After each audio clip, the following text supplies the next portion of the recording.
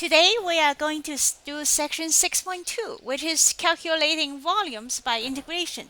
Now, so far we have said that the integration has to do with the area under the curve, but come to find out, the concept of integration can be extended so we can calculate volume as well. Now, to calculate area under the curve, which means that we can calculate all kinds of weird looking areas, right? Which you did in the previous section. It doesn't have to be the regular areas that we know formula for. And the same is applied when we calculate volume. When we calculate volume with integration, we can do all kinds of weird volumes. Now, the way to do it is very similar to the way we calculate area under the curve. What we're going to do is we're going to slice it, the volume that is, into thin slices, and then we're going to add it all up. Okay? So here's what we're going to do. Consider, for example, you have some kind of a thing there. Look at the cylinder. This one, no, the other hand, this one, see? And you have a cylinder and you want to calculate the volume. Now, instead of going for the formula for the cylinder, what we're going to do is give it a slice it across as a cross section. So then what does the cross section look like? It looks like the semicircle on the right, and that's one of the slices. And we're going to focus on that one slice, okay? And you stare at it, and we're going to calculate the area of that slice, and then imagine it to be slightly thick, just delta x, which is similar to the area under the curve. Okay, the area under the curve, we're finding the area of that little thin slice, right? Which is a little strip. Whereas here, we're going to calculate the volume of your little slice. And how are we going to do that? That principle is this. Let's look at the next page. Okay, what happens is when you consider your one slice of whatever it might be, your slice has an area. I will draw this. I'm not going to draw this thing right now. So anyways, see, you have some object. We'll slice it. Consider one of the slices. Okay, one of the slices in this case. Okay, I will draw it right here. It looks to me like some kind of trapezoid. If you look at it front, directly up front, it's something like that. Okay, here's your slice, and it has a certain area. So we'll call that area. It's just a thin slice. Okay, I cut off a very thin slice with a small thickness, and the area.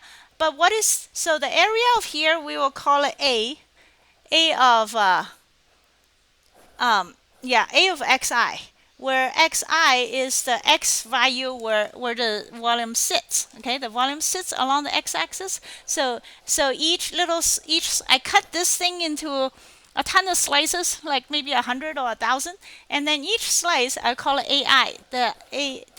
A of x of I, where xi denote is my slice's location on the x-axis. Now, in that case, then my slice have a very small thickness, being that I slice it 1,000 times, right? They are very thin, and then so the thickness will be called delta x. It's exactly the same way we call this the width in the area case. So the thickness of this thing is delta x. Okay, I can't draw it because it's too small, but you can imagine a slight thickness, a nanometer or maybe 1,000 pieces, however thin it is. Okay, it's thin. So then the volume of my slice is called the area times the thickness, right? So area of my marker is having some trouble. Okay, area of xi. So I calculate the area of my trapezoid in this case, and then multiply it by my thickness, which is delta x, and that will be the thickness of one slice. Now, at this point, I say that if I add up all my slices, which it will take a while, but let's say I did. Okay, I slice my object, this thing here, along the x-axis into 1,000 or million slices, and I calculate the area of each one and measure and multiply it by the thickness of my super thin slice, and I add it all up. That becomes the area of the entire object, right? If I actually went through with it. So the volume is defined as volume as I calculate it equals to my my summation of area times thickness, which is I goes from 1 to n being 1,000 or a million, however much I want to slice this thing, and go through all that work. That would be the volume. Now, therefore, the the the actual this, as you recognize, is a Riemann sum. So therefore, the whole volume, right? For this is just an approximation because I'm finding the area and multiplying by the little thickness, but that's not the exact volume, because the exact volume, this thing is sloping down. You can't just find the area and multiply by the thickness.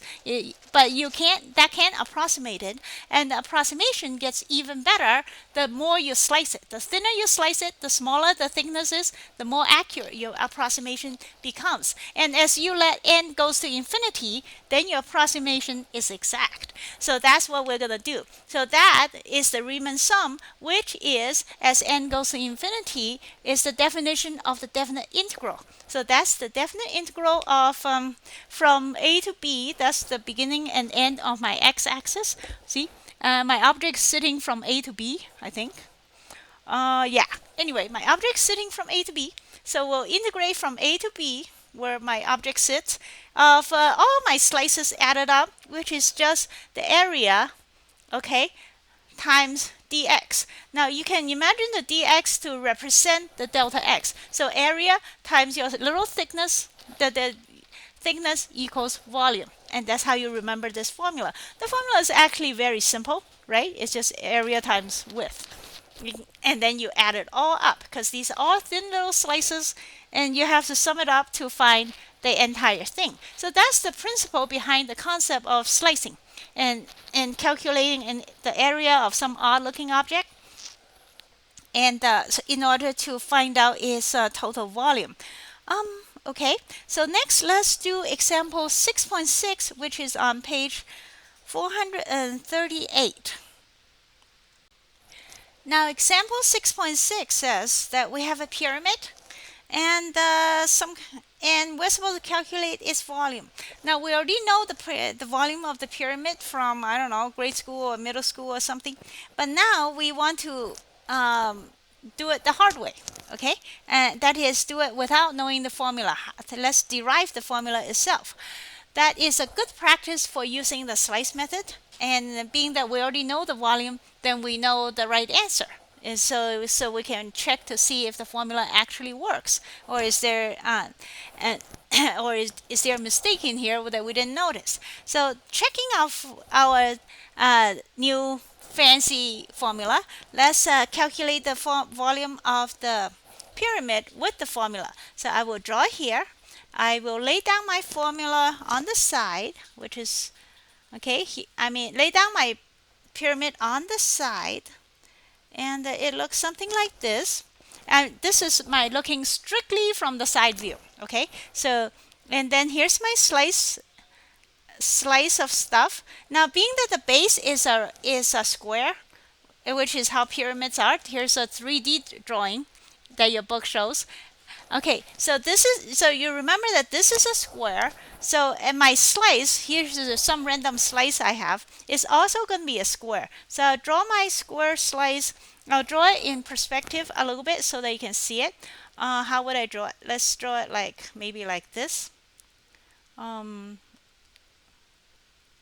Yeah. Well, anyway, this is a square, okay, of my slice. And the slice, being that it's a square, it has a certain height. And first, let's find out our dimensions of this thing. The dimension is that this dimension is called A.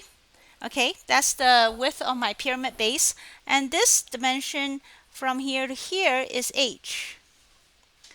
This is H. Okay, and then we will call this particular height of my slice, my sample slice, we'll call it S.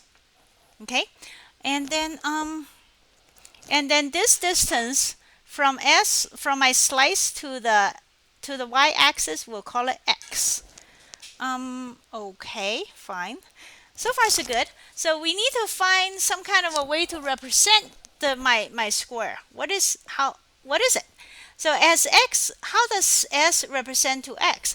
Well, being that this is you look at this thing, this is a small triangle versus the big triangle. So and they are similar, being that these lines are parallel. So we'll look at the small triangle and we will come up the equation that the base to the base, okay, s divided by a.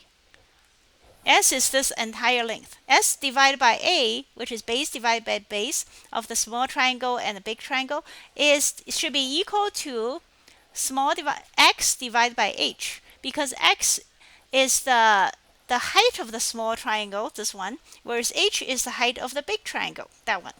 And with that, we get the formula that what is s in terms of x. Okay, so that s equal to x times a over h.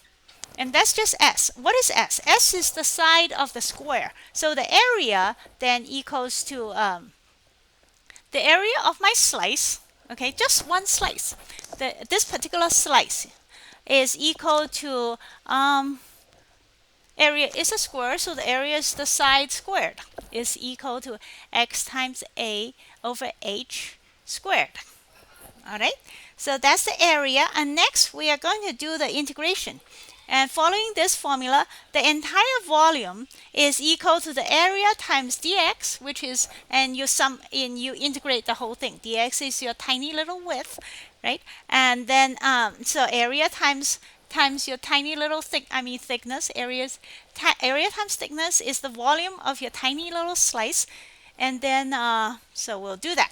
Area, which we will write down simply. That's just x squared, okay? And then there's a squared over h squared. We'll write it out here because those are just constants. We don't know what they are. It depends on the pyramid, but they're constants, so we'll stick it outside. And then dx, so the area times the thickness is equal, and then you sum it up from your limit, which will go from 0 to h. 0, h. Okay, the pyramid goes all the way to h, and that should be our once we do the integration, that will be our answer. See, again, we're following the formula here, which is the area times the thickness, which gives you the volume, and sum up all your slices, gives you the whole volume. Okay, so now we just have to. Now all we have to do is just the actual integration, which in this case turns out to be an easy one. So we'll have integrating x3 over 3 raised by 1 divided by the power, the new power, and goes from 0 to h, and that should be equal to, let's see, a over ah cubed over h times 3, which is ah squared divided by 3. And that is the formula for the pyramid, okay? Pyramid, which is some triangular thing with a square base. And that is our right answer, which shows that our formula actually works, at least in this case. But having said that, let's go to the next problem. Now next we are going to talk about something that's called the solid of revolution. What that means is you take that picture on top, which is a region under the curve, okay? And you can find the area under it, but we're not going to do that. What we're going to do is we're going to spin that thing clear around the x-axis. Imagine that thing spinning, okay? With the x-axis as its axle.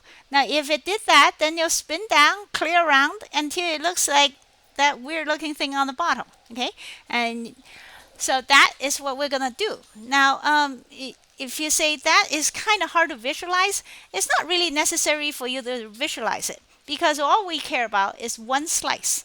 And you know what? Because we are going to calculate the volume of this thing. So, so visualizing it, and while it might be interesting, it's not necessary to do this kind of problem. So what you need to know is that we're spinning this baby. All right. So to see how that's done, let's go to example 6.7, where you have a graph. Okay. In this case, x squared equals to 4x plus 5, doesn't matter. And then there's a region of that, and we're spinning that region. Once you spin that region, it looks something like that, but we don't really care, okay? Because what we care about is just one of them. Well, so let's consider this. We have, this is example 6.7, all right? And then we have some graph, okay? And we're gonna spin it around the x-axis. Now, if you spin it around, we focus on one point of the spinning, some point in there, okay? Now, if you focus on one point, as this thing spins around the x-axis, it will form a circle. The point does, okay? It goes around and around in a circle, and this is, you need to see this in 3D. That is like this, like the end here. See, is or put it this way. See this? So I'm imagining this circle going around from a three-dimensional, just one point. Okay, it spins around in a 3D manner, and then we're gonna calculate the volume of that circle, which now is a disk. A disk is something that is a perfect circle with a thickness to it. Okay, so and how are we gonna do that? What we're gonna do is find out what is this height. This height is r, right? And then the area of the circle is, of course, 2 pi r. 2 pi r is our what am I saying? No, 2 pi r is the diameter. Pi r squared, excuse me. Pi r squared is the area of my little circle. One of them. I'm thinking about one disk, because the whole thing is spinning, but we're focusing on one point, and it spins around and forms one disk. Its area will be pi r squared, of course, and its thickness will be a very small amount. Okay, delta x. And then once you multiply these two together, we have figured out the area of one disk out of many, because I'm going to cut this thing into many thin disks, okay, each one different in size, and then we're going to calculate the area of each disk, multiply it by its tiny little thickness, and then add up all the disks that will approximate our volume. And then when you, of course, when you let the number of disks go to infinity, that's the exact value. So the formula for calculating something like this is you use pi r squared, and then you basically integrate pi r squared, okay? Because pi r squared is the area of your disk, and then multiply it by your little thickness, and then sum it all up from wherever it's summing. In this case, we're summing from 1 to 4. X equal to 1 and x equal to 4. Okay, so having said that, then the only thing we need to figure out is what is r. In our case, r equal to f of x. So r equals to this thing, x squared plus 4x plus 5. Okay, and then we are going to integrate this thing pi r squared, etc. So we need to write all that stuff down, okay, which is what your book has. Now, and I will, so I'm not going to bother writing it down, but you can see it in your book, right? In your book, we have the volume is area times dx, right? Area times thickness is your volume. Then you let it n go to infinity, which means you take the integral, and that will equal to pi times that whole thing squared, which is going to give you a huge amount of grunt work to do, as your book is doing. But by the time you get through to the end of the grunt work, you will come up with some kind of answer. But what you should do, of course, is just take the pi out, and then plug this formula into the definite integral calculator, which will pop out your fraction right away. In fact, you can even plug in the pi in front of the calculator, and it will give you the answer in pi, which is very nice. And that is how we do the so-called solid of revolution. Next, let's look at example 6.8 on page 644. where we are going to spin f of x equal to the square root of x from the interval 1 to 4, which is exactly what we did in the previous example. So we'll play the same trick. What we're going to do is first we'll draw the graph. Okay, the f of x equal to the square root of x is the inverse function of the parabola. So it looks something like that. And then we're going from 1, here's 1, and here's 4. And we're going to spin this thing around the x-axis. So far so good. And then so we're going to look at one sample slice. You don't have to be able to visualize the entire solid, what it looks like after you're done spinning. You only have to look at one point, okay, one slice of it. So let's look at one sample slice. And then imagine this thing being spun around, right? It's a perfect circle. And then and the height of it, what's the height of this thing? The height of it is, here's x, and this height is square root of x. And that's, yeah, that's about it. And so then we apply the formula. First, the formula is of the volume of your slice disk is equal to the pi r squared times the thickness, right? Which gives you the volume as pi square root of x squared, and times the little thickness, which is dx. And then you integrate the whole thing from 1 to 4. And that should be it. Okay. So once you visualize your disk, and then what is your disk? It's a circle, so it's pi r squared, and then you multiply that by your tiny thickness, which is just dx, and you integrate, and you sum the whole thing up from 1 to 4, which is what is required, and making sure all the details properly aligned. Then you do the integration, which is exactly that. And then in this case, is a very simple integration, and you can come up with a quick, neat answer. And that would be example 6.8. Having said that, let's look at the next example. The next example is when you have to spin around the y-axis. You know, they're not going to just settle to spinning around the x-axis. They want you to sometimes spin around the y-axis. So instead of going like that, now they want you to go like this. But the principle doesn't change at all. It doesn't matter x-axis, y-axis, what's the diff? There isn't any. Okay, so let's look at example 6.9 where we're going to spin around the y-axis.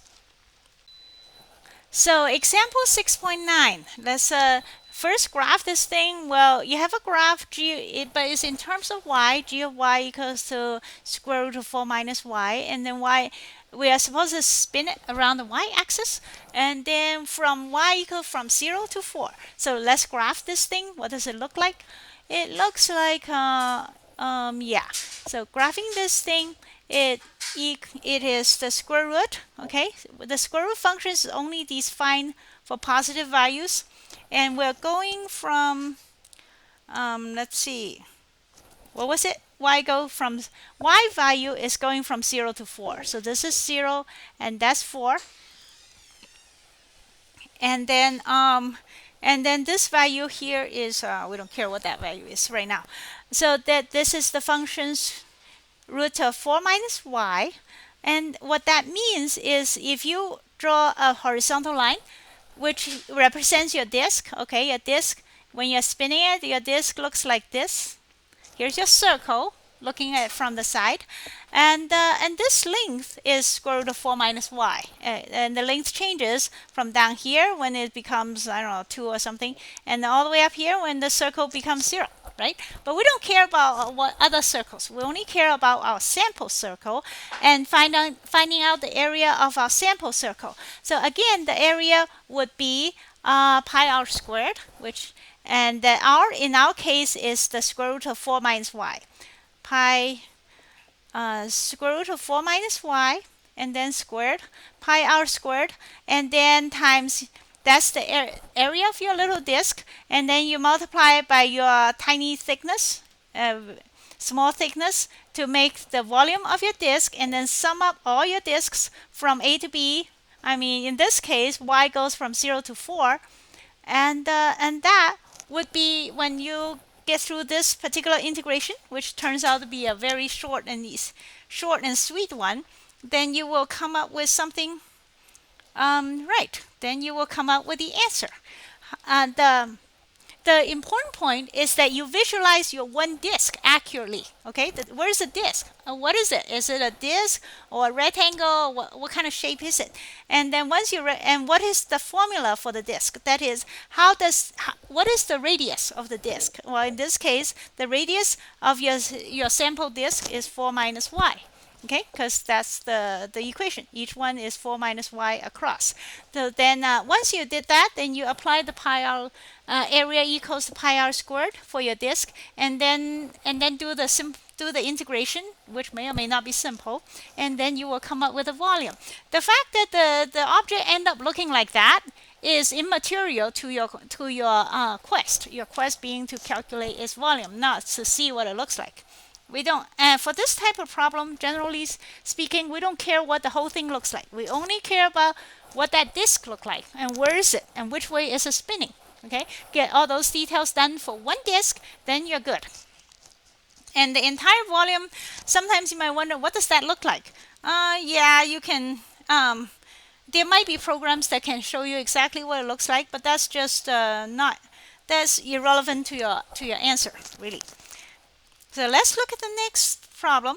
The next problem is called the washer method. What's so washer about it? The reason it's a washer is because there's a hole in your solid. Okay, and so each of your disk also has a generic hole. I mean, as a picture of it. Now let's say you have. You're supposed to spin the function around some axis, in this case the x-axis, and the functions are, this is in your book, okay? The first one is like, I can't even see it. Why is it not zooming in? Is this zooming in? Yeah, okay. Well, whatever. The point is, I guess I didn't magnify big enough. Well, doesn't matter. The point is that, okay, that's big enough. This is the one I wanted you to look at. The point is that your disk now has a hole because they want you to get rid of the hole, to not just calculate the solid, but also to calculate the hole inside, and then you subtract it, which means you basically do the integration 2 times. First, you calculate the solid, then you calculate the hole, and then you do the subtraction, and you're good. So it's slightly longer, probably, the problem is, but the principle does not change, okay? Then what you end up doing is that you will calculate the area and then subtract it, okay? Each disk, you're going to subtract the area and then do the integration, because that's just simpler. Instead of doing 2 integration, you do the subtraction of the areas to find out what's the remaining area, and then you of each disk, then you sum it all up. But that's still very intuitive and straightforward. So as an example, let's look at example 6.10, where you have 2 functions. Okay, one function is to work for the solid. The other function serves as the hole, right? So then you have to calculate one function and spin it around, and you have to calculate your disk, but you just have to remember that the disk has a hole in it, and you have to do the subtraction before you sum the whole thing up. So that is what's happening. So please do example 6.10 as a demonstration of the fact that when there's a hole, you got to subtract it. Now the next case is what happens if your object with a hole is spinning around the y-axis? Nothing changes, okay? If it spins around the y-axis, you subtract the hole and then integrate it around the y-axis. Same idea. You don't do anything different. And then the one last thing I think we should mention is what if they want you to spin that thing around some line that isn't the x or the y-axis, as in this example. You have, say, f of x equal to some line, right? And you have a region marked up, the shaded triangular region. But instead of spinning around the x-axis, they want you to spin around some other line down there. See, y equals to -2. Now what? Now that just, you know what that means? That just means your radius is longer. Normally your radius would be spinning around the x-axis would be 4 minus x. Okay, that's the height. If there's two, but now your radius got 2 more units. Well, then you just add 2, and then spin it, and then the formula works exactly the same way. So then however, being that you're spinning around the y-axis, okay, you have to watch out for something, is that the area between there, okay, becomes a hole. See, the blank area, that's your hole, right? And so you do have to subtract the hole out. So that's a small point that you got to watch out for. So as a whole, then what happens is that first your formula started out being f of x, right? It used to be your radius was is 4 minus x. Then you add 2 to it, and it becomes 6 minus x. However, you have to subtract out that hole in the middle, which in this case is just well, whatever the hole is. You got to subtract that, figure that out, and subtract it, and then come up with the right answer. So as long as you take care of the details and bear in mind, where's the hole and all that stuff, and which way are we spinning, which is the radius of that disk that you're drawing, then everything should go out nicely. So please do example 6.11 as your homework as well. And with that, we have come to the end of this section. So in my next video, I will talk about some of the homework, which can be very interesting and maybe somewhat tedious and time consuming.